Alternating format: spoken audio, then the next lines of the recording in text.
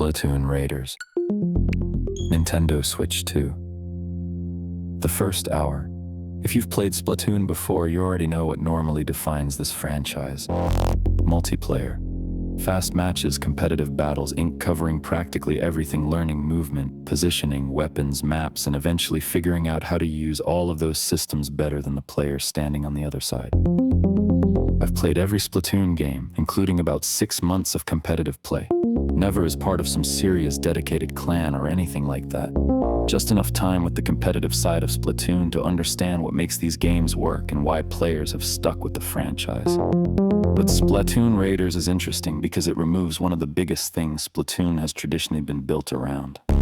This is primarily a single-player game, and that creates a much more interesting question than simply asking whether this is another good Splatoon game. What does Splatoon become when multiplayer is no longer the main attraction? That's what we're here to find out.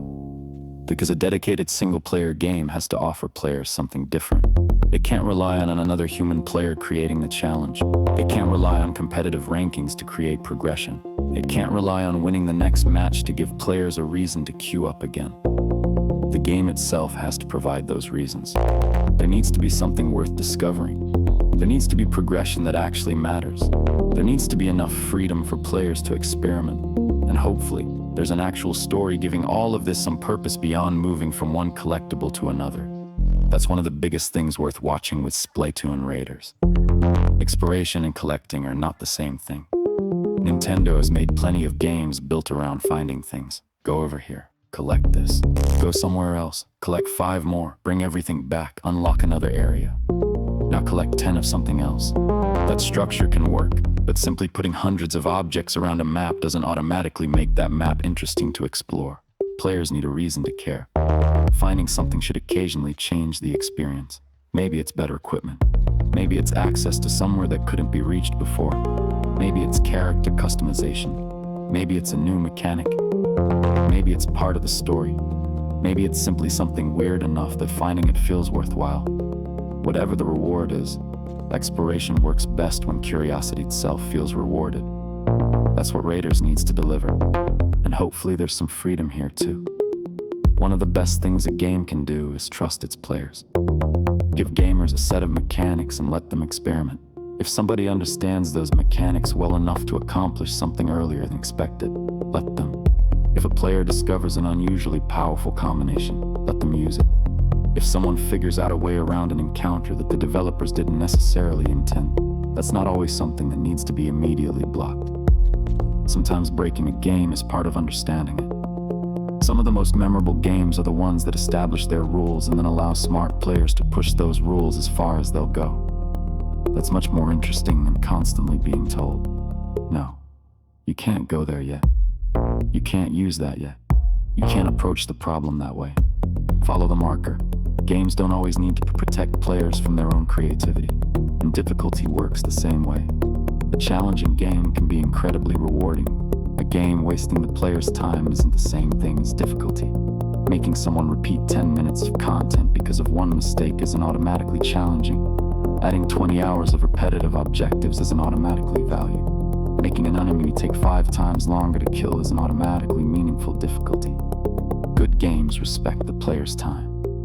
And that's gonna matter here, because Splatoon Raiders doesn't need to be 30 hours long, just so Nintendo can put a bigger number next to the expected playtime.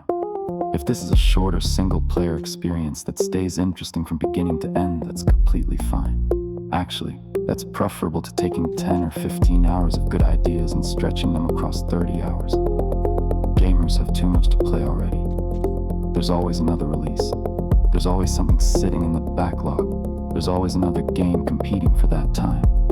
So one of the simplest measurements of whether a single-player game succeeds is whether players actually want to keep playing. Not because of a daily challenge. Not because they're afraid of missing something.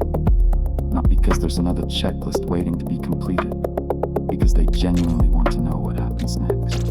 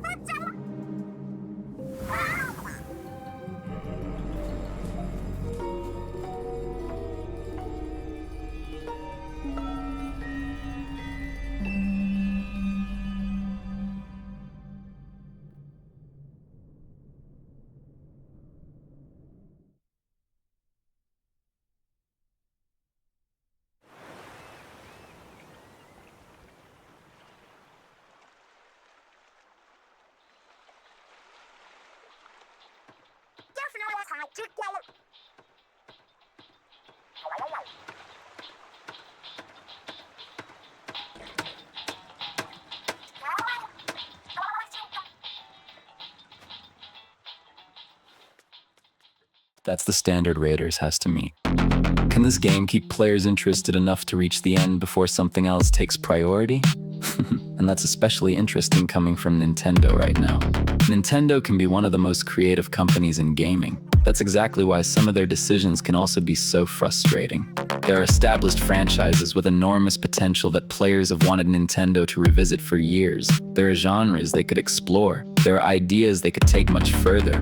There are entire generations of Nintendo players who have been very clear about the games and franchises they would like to see return. And sometimes it feels like those players are talking to a wall. Instead, the industry gets another remake, another re-release, another familiar formula, another variation of something players have already seen. Meanwhile, franchises like Star Fox sit there with considerably more potential than they've been allowed to demonstrate. Then something like Metroid Prime 4 Beyond comes along and reminds players what Nintendo can accomplish when one of its established franchises is actually given room to move forward. Whether everyone agreed about that game or not, that's the kind of thing worth seeing more often. Forward movement. And that's part of why Splatoon Raiders deserves a fair chance. Whatever this game ultimately turns out to be, Nintendo is at least taking Splatoon somewhere different. This isn't simply Splatoon 4 with another collection of multiplayer maps. The familiar mechanics are being pulled out of their usual environment and asked to support a different kind of experience that creates risk.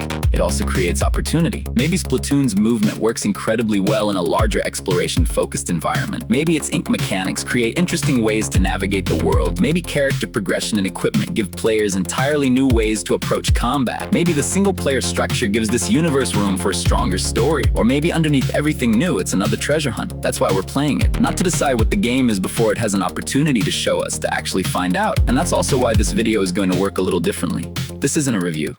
Nobody should be pretending to have a definitive opinion about an entire game after playing the opening hour. This is exactly what the title says. The first hour of Splatoon Raiders.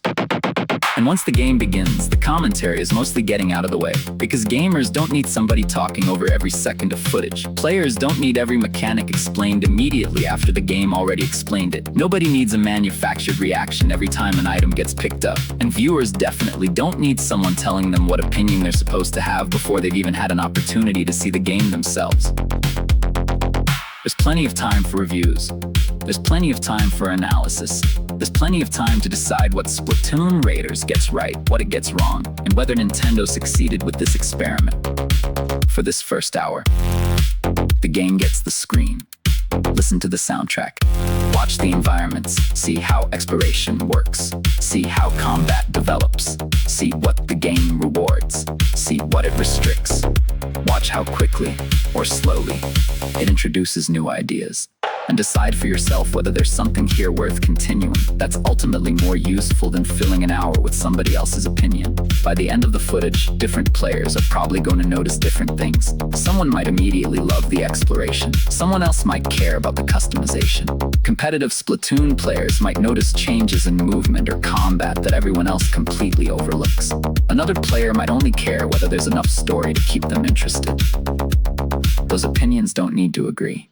That's the point.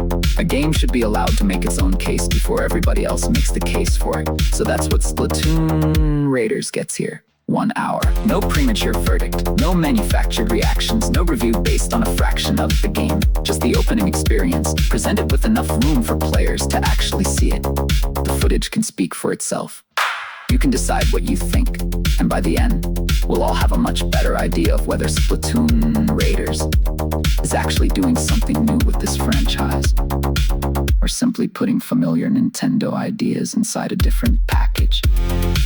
Splatoon Raiders, Nintendo Switch 2, the first hour. Let's see what it does.